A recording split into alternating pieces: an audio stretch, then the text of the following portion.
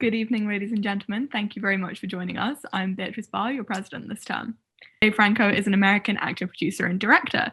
Since his breakthrough in 21 Jump Street, Franco has become one of Hollywood's most recognizable faces, starring in Now You See Me, Nerve, and The Disaster Artist.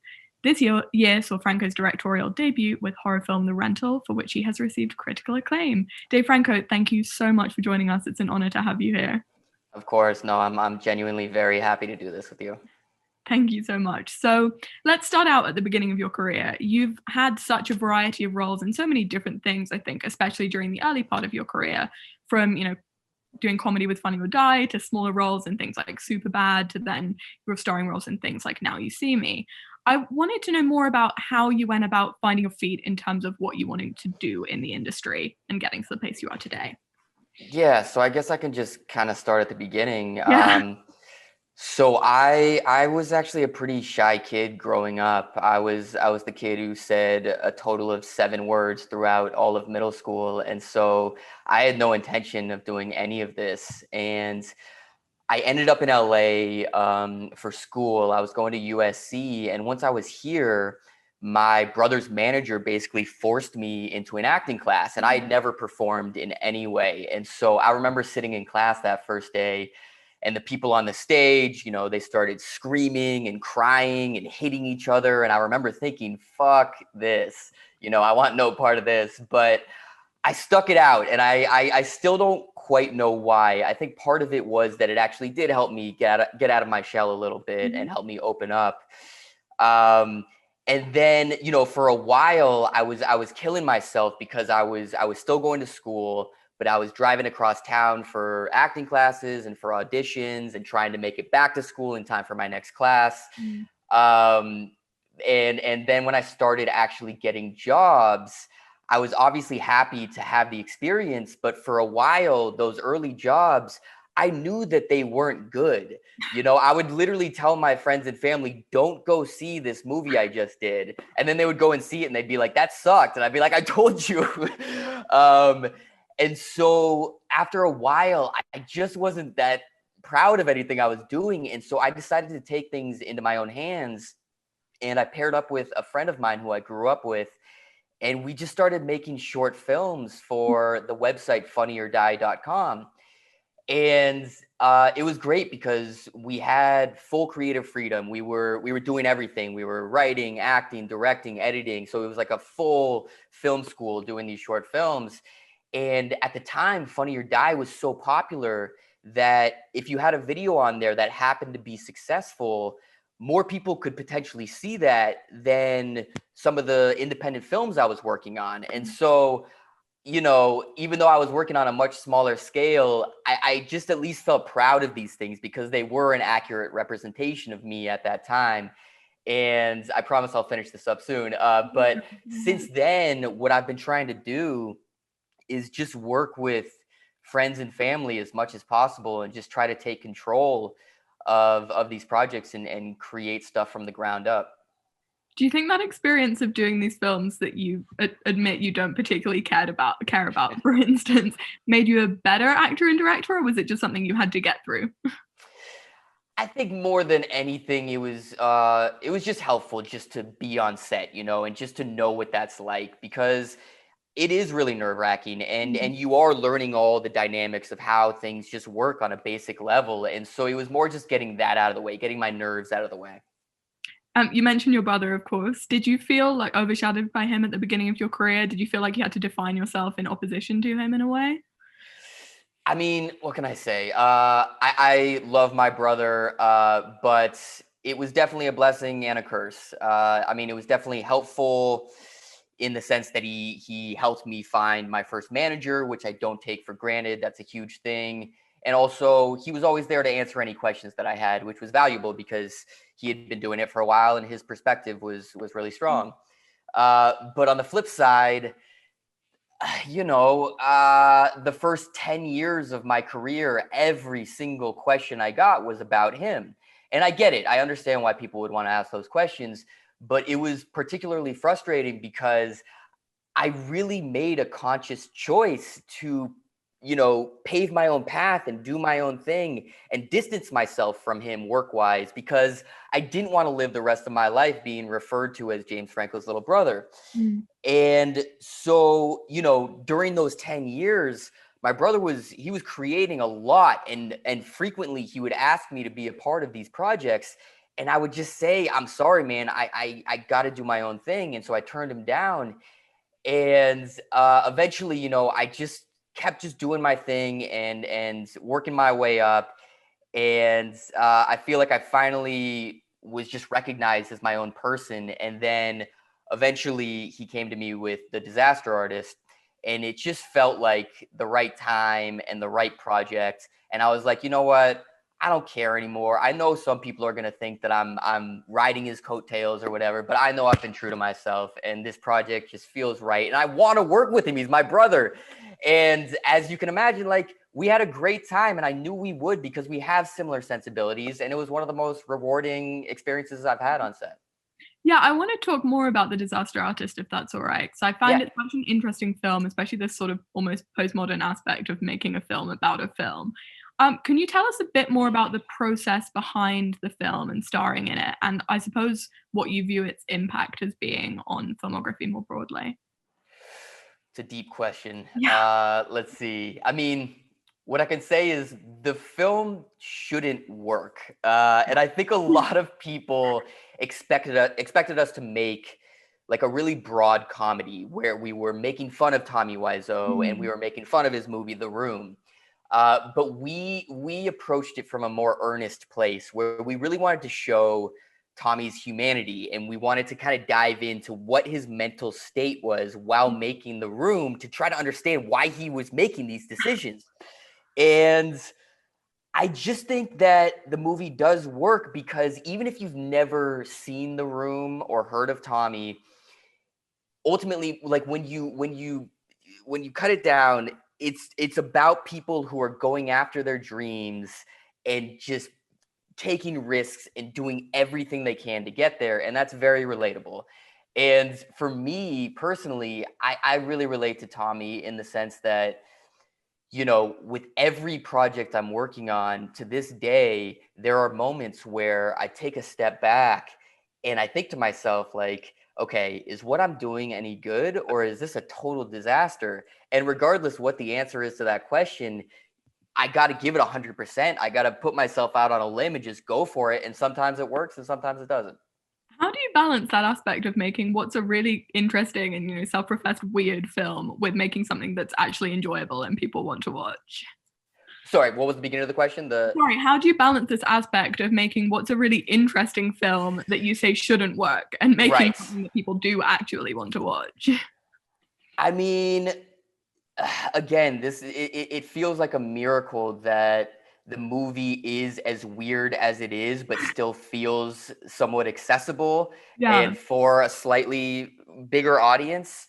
But I think, again, going back to what I was saying earlier, it's just like tapping into the core of what it's about, and it's just about people going after their dreams, and so many people can tap into that. Cool. Let's move on then to your directorial debut with The Rental, which was released in July. So for those who haven't seen the film to start off with, could you give us just a brief rundown of what the film's about, the process behind making it, etc.?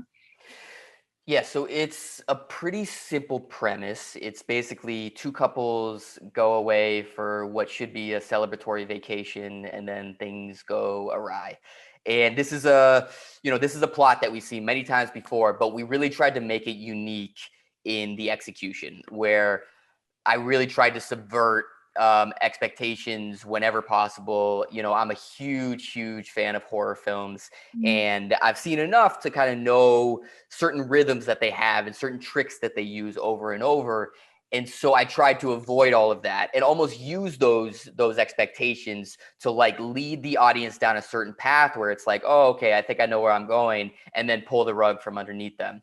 Uh, and so in addition to that, I think people will be a little bit surprised by the tone, where the first 2/3 of the movie is really more of a tense relationship drama that then kind of evolves into more of Mm. a slasher film. And this was the intention from the beginning. I paired up with Joe Swanberg to write the script. And the reason I wanted to work with Joe is because his main strengths lie in character and relationships. And so we were like, how great would it be to make a thriller or a horror film where you actually get to know these people and you care about them. So by the time things start going crazy, you're actually invested in whether or not these people live or die. Mm-hmm. And so, some of my favorite reactions to the film have been a couple people describing it as like a Cassavetes movie that turns into Friday the 13th, which is not a combination you see too often. Yeah. Do you think that horror is ever like wrongly dismissed as a genre? Absolutely. I think there's an incredible group of young genre, specifically horror filmmakers right now who are making some of the best movies, period. Like people like, Ari Aster and Jeremy Saulnier, Amy Seimetz, Jordan Peele, those types of people. And I think those movies that they're making have just as much merit as a lot of these heavy dramas that are typically recognized during award season. But for whatever reason, there's like a stigma against horror movies. But yes, I think horror is an art form in itself and should be respected more. I note that the main subject of the film is essentially about not being able to trust strangers. In this case, it's, renting an Airbnb. Is that a personal fear? Are you somebody who makes horror movies about things they're scared of, or is there a wider point to it? Definitely a personal fear. The movie was inspired by my own paranoia about the concept of home sharing, where I think about, how the US is as divided as it's ever been and no one trusts each other, yet we trust staying in the home of a stranger simply because of a few positive reviews online. Mm-hmm. And the truth is, while we were filming the movie, there were articles coming out every week about homeowners who had hidden cameras in their places. And on the flip side, it's like, how can you trust who you're renting to? What's keeping someone from renting a place, making copies of the key, and coming back at a later date to do whatever they want?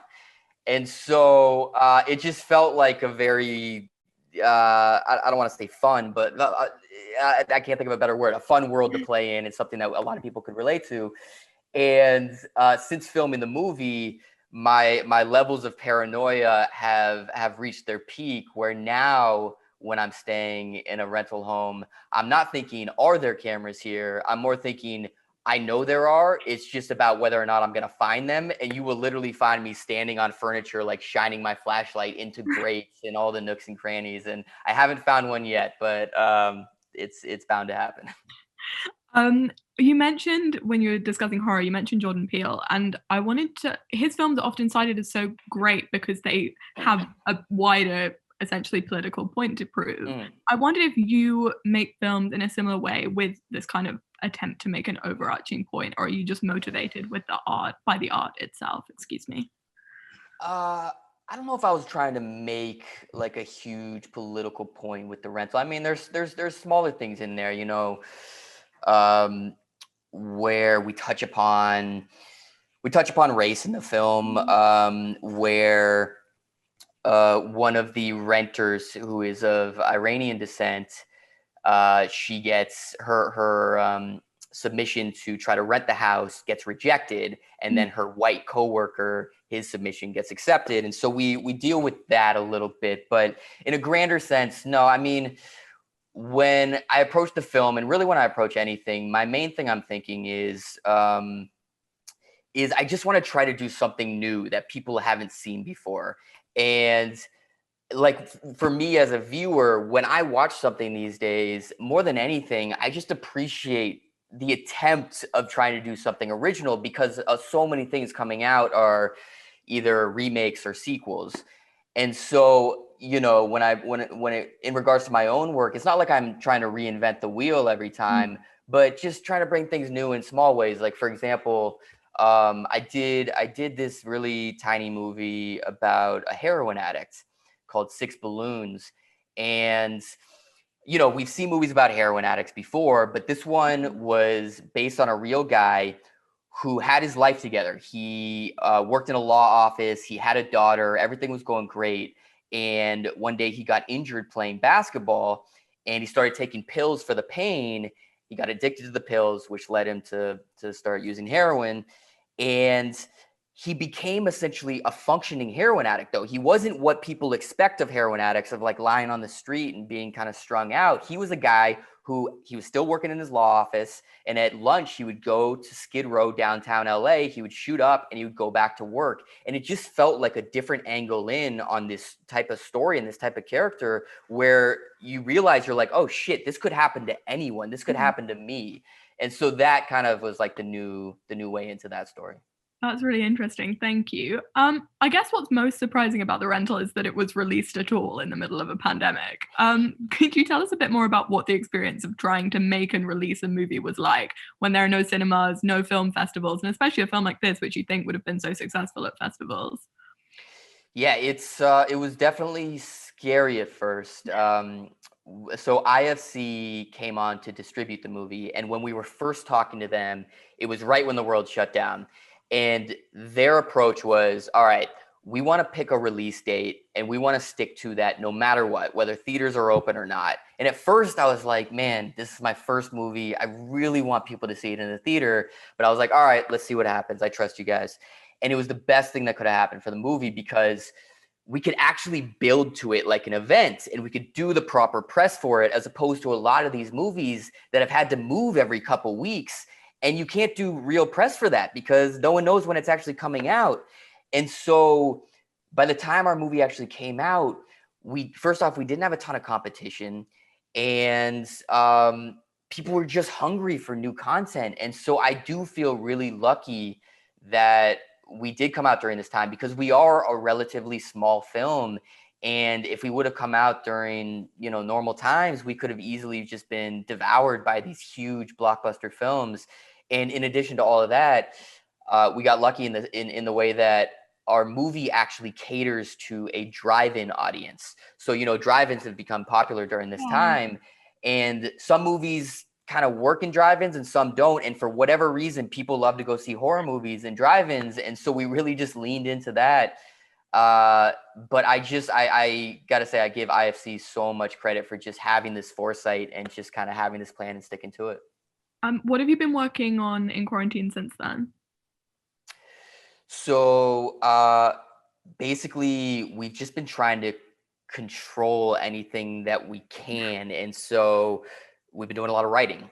And my wife and I, we wrote something very different than The Rental. We wrote a romantic comedy for me to direct and for her to star in. And I can't say too much about it, but basically it's just like, we just want to make something that will hopefully make people smile and serve as a, hold on, my cat wanted to say hi. This is Otis. It probably won't be his last appearance.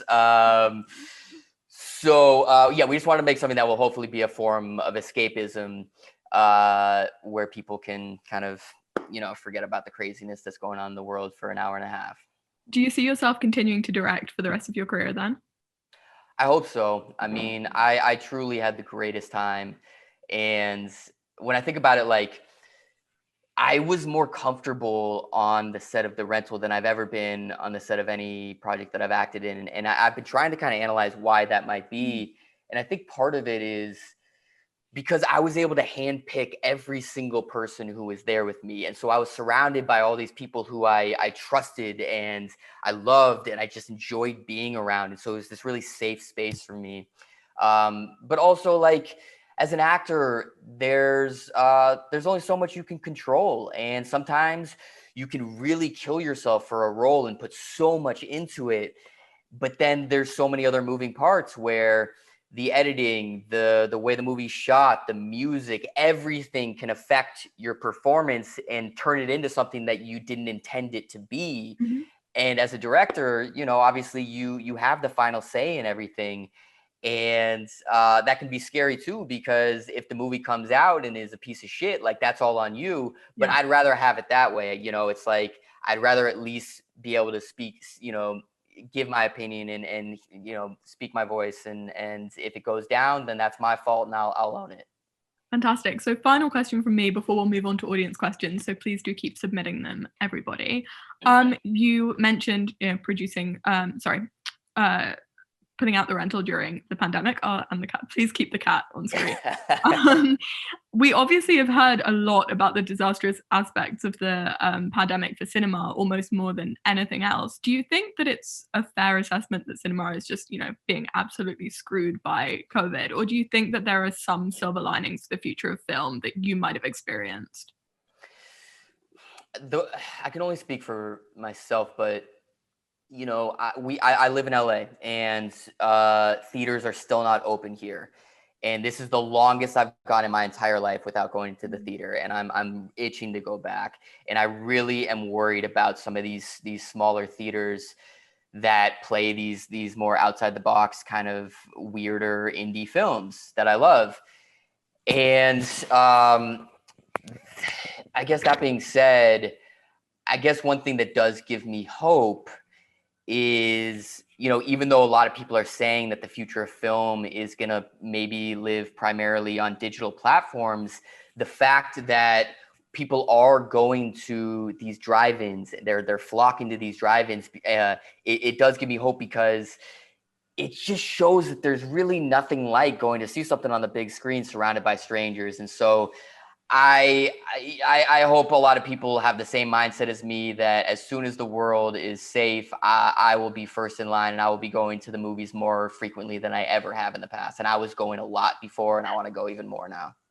Fantastic. Thank you. We'll move on to audience questions then. The first question is from Naomi Heffer from St. Hughes, who says, did you spend a lot of time with Tommy Wiseau and Greg Sestero when developing ideas for the Disaster Artist? And if so, how was the experience of working with them? Yeah, I spent a good amount of time with Greg beforehand, and then Tommy afterwards. So Greg, I was playing Greg, and I wanted to pick his brain about everything. But the main thing I wanted to know was basically why he stuck around. Like, when things went so far off the rails and just were so batshit crazy, like, why did you keep going?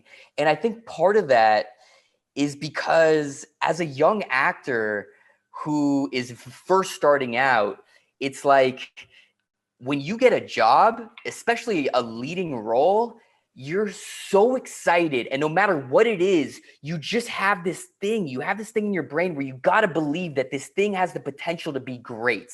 And so, again, going back to what I was saying earlier, you just fully throw yourself in and you give it everything you have, hoping that it's going to work out the right way. And even when things are going wrong, you can kind of justify that. You're like, yeah, but we'll work that out. It'll be fine. Because I've been on movies where we're filming, and I won't say what movie, but one particular movie where I was filming, and I was like, oh my God, this is incredible. Like, this is going to be like it's going to be a critic's darling. It's going to make all the money in the world. And then the movie came out, and it's one of the worst things I've ever been in. And there's so many elements, and there's so many ways for movies to go wrong. And it's just like, it didn't work out. Yeah. Next question is from Melissa from Pembroke College, who says, what were the biggest lessons you learned when writing the screenplay for The Rental, especially from your colleagues? That's a really good question. I've been learning a lot about writing in the past couple of years, and a big thing that I've learned is to really not be too precious, where you can, what usually happens, and for me at least, is I'll write the first draft and I'll be like, oh my God, I just changed cinema. This is gonna fucking blow people's minds. And then you send it out to the first people to read it, and they just tear it apart, and you finally see it. You're like, oh yeah, okay, a lot of this doesn't work. But you keep working on it, and you get to a point sometimes where you're like, okay, I put so much work into this thing, and I'm really proud of it. But there's certain elements that just don't feel like they're working. And you just got to listen to you got to get feedback and listen to the people around you, and hear if there's certain points that keep coming up over and over from multiple people. You got to listen to that. And what sometimes happens is you realize, okay, this one thing isn't working, but if I change that, that's going to affect everything else in the script. And that's going to be a huge rewrite. And that's fucking annoying sometimes, but you just got to do it. And that's what we did with our rom-com. We did a huge overhaul, and it was a lot of work, but I'm happier with it than ever. Fantastic. The next question is from Madeline Brown at St. Hugh's, who says, would your advice for students interested in going into the creative pre-production side of film, especially departments such as screenwriting or art, be to try and produce their own shorts, even if they're really bad, or to focus more on submitting and publicizing manuscripts or art for critique? I think it's all good. I think you just gotta do it. I would say that everyone has a camera these days, so there's no excuse not to go out and shoot your own projects. And when I look back on the time when I was making those short films, what was great is I just felt so much freedom because no one had any expectations of me. And the worst case scenario is we shot something and it didn't work and no one saw it. Best case scenario, we took some risks. We tried to do something new and it resonated with people because they were like, oh, wow, that's different. I've never seen that before. And it took off. But yeah, I would just say you got to go out and do it. I mean, so many people, especially in LA, they just keep talking. They're like, I'm a screenwriter, I'm this, I'm that, but they're not actually doing anything to show it. And so you just got to get that experience under your belt. While we're on the topic, what about those looking to go into the acting side? Yeah, I mean, for me, with my experience, like when I look back on like acting class, when I first started taking acting class, it wasn't something I was ever excited to do. I never got necessarily comfortable in acting class, but it just gave me first off just a baseline for figuring out just how to be, and more than anything, it gave me just the confidence where I think that's what's most important about acting class is that as an actor, you're going to go out on 100 auditions and you're going to hear no every time. And that doesn't necessarily mean you're doing a bad job. There's just so much that's out of your control. You just might not be right for the part. There's just so many, you might have worn the wrong shirt that day and they can't see you in the character because of that. But what acting class does is after 100 no's, you start to doubt yourself. And then you go back to class and you're like, no. Okay, I'm doing something right. Fuck all these people. I just got to keep going.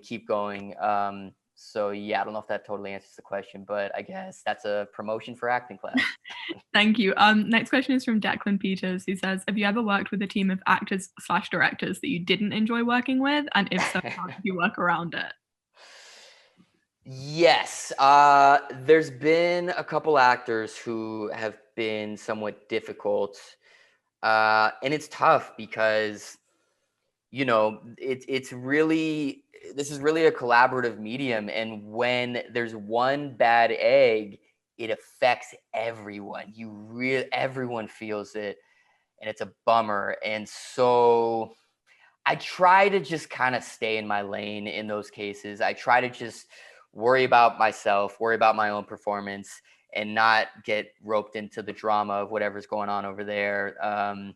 But it's difficult. I mean, what I can say though is, as a director, the smartest thing that I did was I really vetted the crew and cast in an extensive way where I wanted multiple glowing reviews about each person before I brought them on board, because obviously I wanted people who were talented, but it was just as important that these people were really nice and that they were going to work their asses off.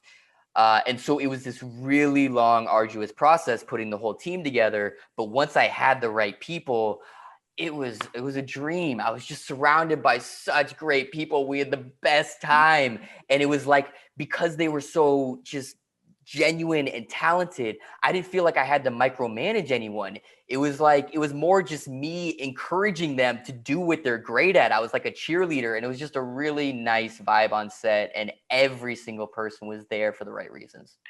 This is a question from me on a similar topic. You talk about the rental like it's the absolute best experience of your life, like I'm just wondering, like, you've mentioned a little bit about how you created that environment for yourself and how you created a film like that, but how do you go through, the rest of your career and ensure that everything you direct is as brilliant as an experience? What sort of conditions do you have to set up for yourself to make it, that much fun and also produce a wonderful film at the same time? Well, I'll continue to do what I just said, and Yeah. then also, I guess I'm clearly trying to work with my wife. Sorry, good time for a voice crack. Work with my wife on everything I do. I can talk about my experience with her on the rental. So Yeah. she was incredible in so many ways. First off, I've always known she was a great actress, but when I was in the position where I was able to kind of watch her intently for 5 straight weeks, I realized, like, oh wow, she might be the greatest actress on the planet. Like, she just made my job so easy. She nailed it on the first take every single time, where I would come up to her and I'd be like, all right, we got that. Do you want to try something? Let's just play around, just have fun with it.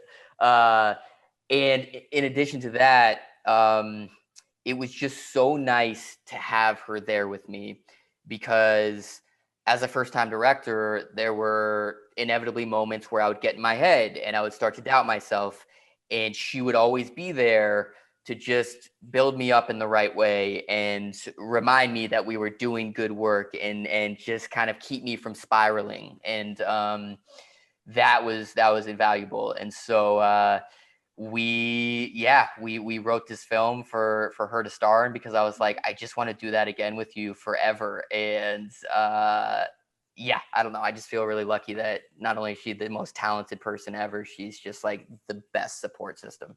You seem to work with family a lot. Is that an important condition for you? Definitely. And that's what I was saying from the beginning. I mean, that's what I learned from doing those short films with one of my closest friends for Funny or Die. I was just like, this is the way to do it. And even if I'm not working on these massive blockbuster films, that's okay, as long as I can just have some control and be surrounded by the people who I love and trust. And what that does is, I just feel comfortable with these people, and that allows me to take risks, knowing that they're not going to judge me. Sometimes I'm going to take risks and fall on my face, but they're not going to laugh at me. They're just going to they'll laugh at me, but it won't hurt as much as a stranger laughing at me. It'll be a supportive laugh, but that's when I do my best work, is when everyone does their best work, is when they feel comfortable. Great. We have a question from Taryn Koch, which is, what would you be doing if you hadn't gone into acting or directing? That's a good question. I always thought that I would maybe be a creative writing teacher. In high school is when I first started writing. I was writing poetry, and I was doing this independent study class with this teacher, Mr. Schoenberg. And basically, I would write poetry by myself every week, and I would meet up with him once a week at lunch, and we would go over what I wrote. And at the time, when you're in high school, lunchtime is like very important. Like, that's the best time of the day. And all my friends were like, hold up, you're skipping lunch to write poetry with Mr. Schoenberg? And so they all thought I was gay and having sex with Mr. Schoenberg. But the truth was, I just really enjoyed writing. And it just again, brought me out of my shell. I was shy. I was really shy at the time.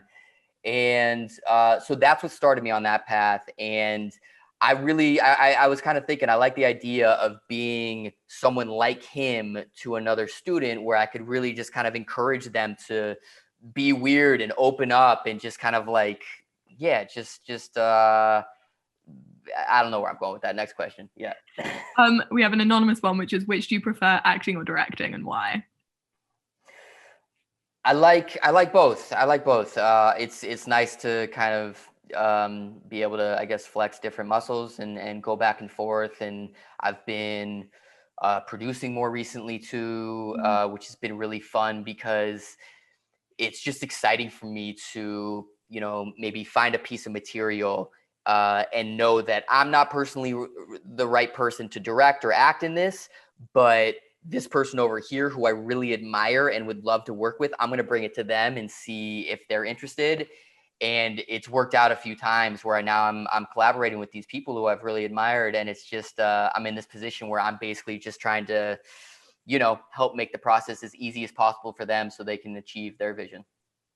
Great, thank you. We have a question from James Fern, which is, have you ever considered acting on the stage as well as or instead of in Hollywood? I've definitely considered it. It would have to be the right thing. I'm not gonna kid myself and think that stage acting is the same as acting in front of the camera.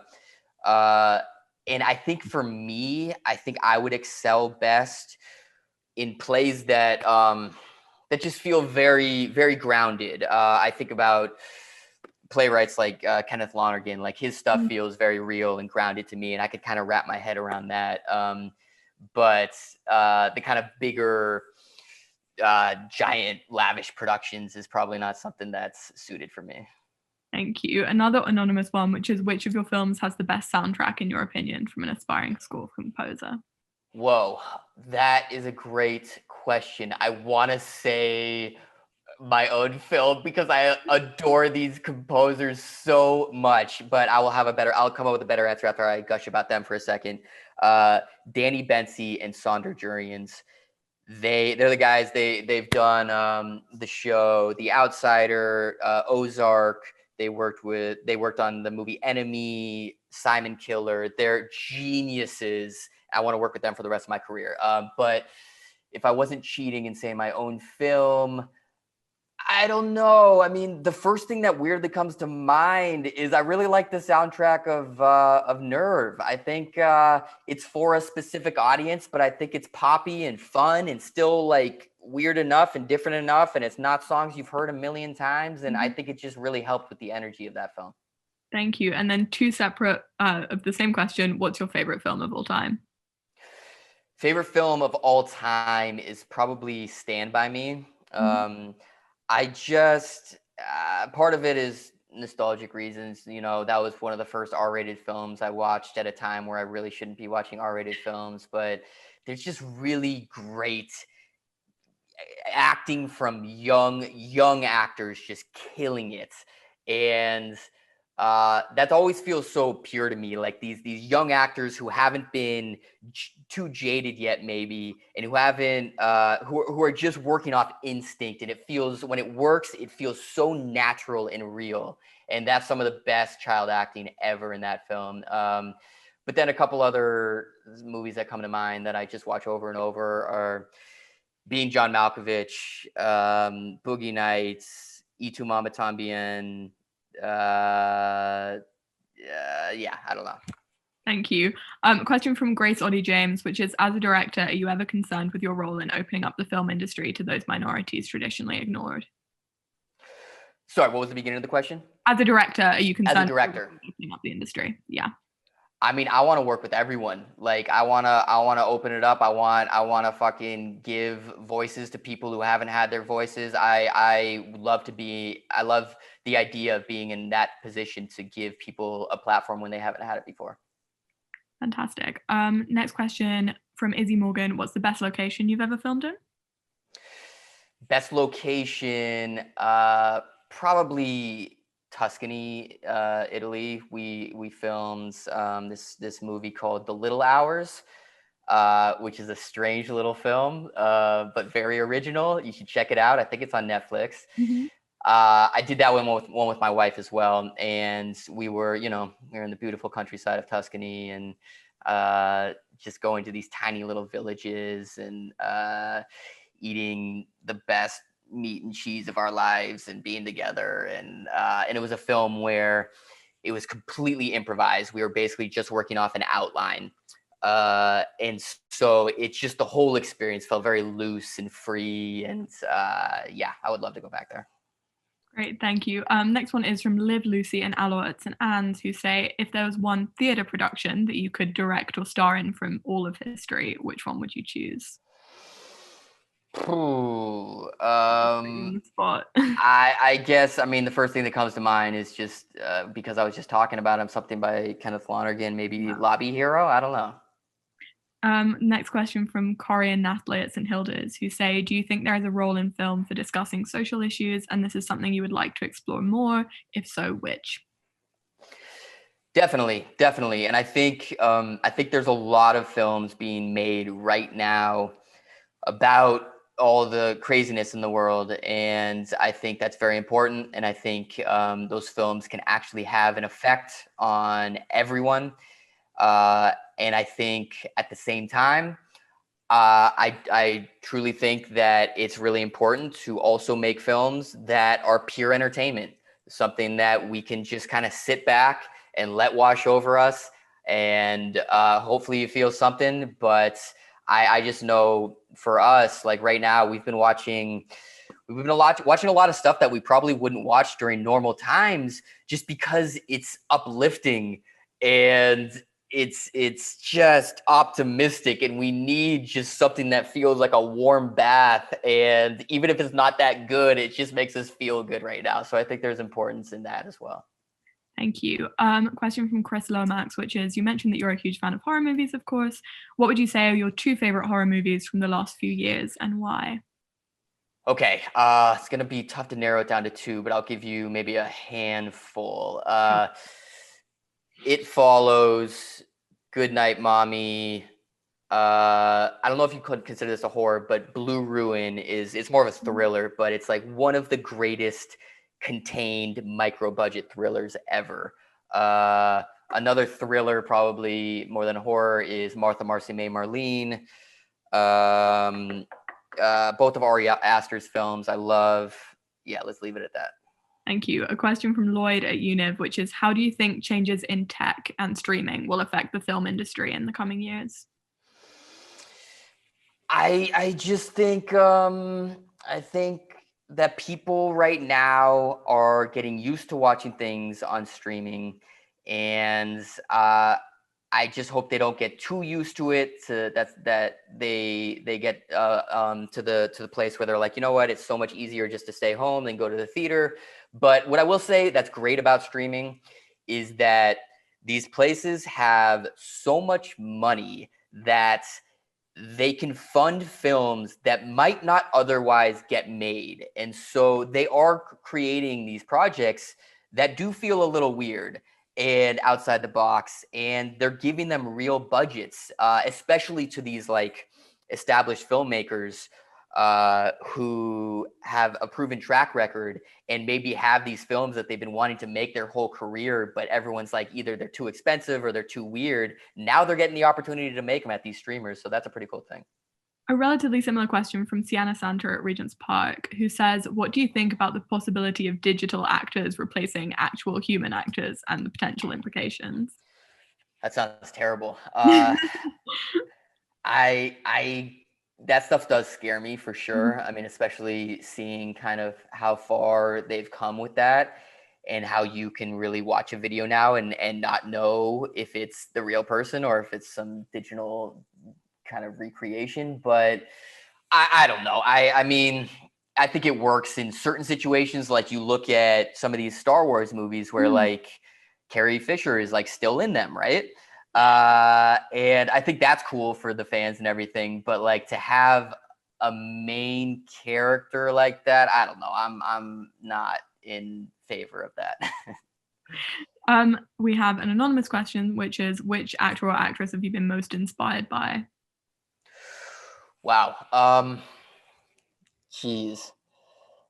I guess the first thing that comes to mind is Seth Rogen and his team, from an acting standpoint and a directing standpoint. Basically, I learned a lot from him as a director and a producer, where he really creates these environments on set where it just feels safe. And he really encourages everyone on set to speak their mind and voice their opinion if they think that it can help the film in any way. And so it just feels like this really collaborative environment where everyone feels heard. And so I definitely tried to take that to my film. Yeah, I don't know. It's just he like thinking about some of the comedy actors that I've worked with who are like some of the best in the world, and I feel so lucky to have been part of these casts, where I'm just like surrounded by these people who lift me up, like people like Seth and Jonah Hill. I just watch them, and they do shit that no one else can do. Like, I remember when I first started working with them, I was so intimidated because I felt like, okay, I need to keep up with them. But then I realized, I'm like, no one can keep up with these guys. And what I need to do is just be in the moment and listen to them. And I think what I've realized about myself, and this is, I'm going on a crazy tangent now, but what I've realized about myself, and I think the way that I excel in those types of comedies is I'm never going to be the guy who's rattling off a million jokes. I'm more the guy who you put in a bizarre situation and I will play it as real as possible and let the humor come from that. And so I've kind of like found my role in all of that. But again, just being around those guys who are so quick, it really is inspiring. And it's just like, holy shit, I am so lucky to just be working with you. All right, we have time for just a couple more. So from Charlotte, what genre of film would you prefer to direct if you could never direct horror again? I like the idea of doing sci-fi, like grounded sci-fi or comedy or romantic comedy. All right, then, final double whammy of questions that have been asked by so many people. Firstly, what's the painting behind you, and did you match your jumper to it? That is Allison's grandpa did this painting. All of our art throughout the house, we're really lucky that a lot of our family members are painters. I did not intentionally match my sweater to it, but I did realize when I first sat down in front of the screen, I'm like, oh shit, I really am blending into this painting. And then final question, again asked by about 15 different people. What's the cat's name, and can you get it back? The cat is Otis, and I have another cat named Max, a little girl. And somehow they are not here. They're usually always in the room with me, and Otis is usually walking on the computer, and I wouldn't be surprised if he turned this whole thing off, but I don't know where he is. Otis! Thank you. All right, we'll stop there then. Dave Franco, thank you so much for joining us. It's been an honor to have you. Absolutely. I wish I could be there in person, but maybe someday down the line. Soon. Thank you. Thank you so much. Awesome. Thanks for having me.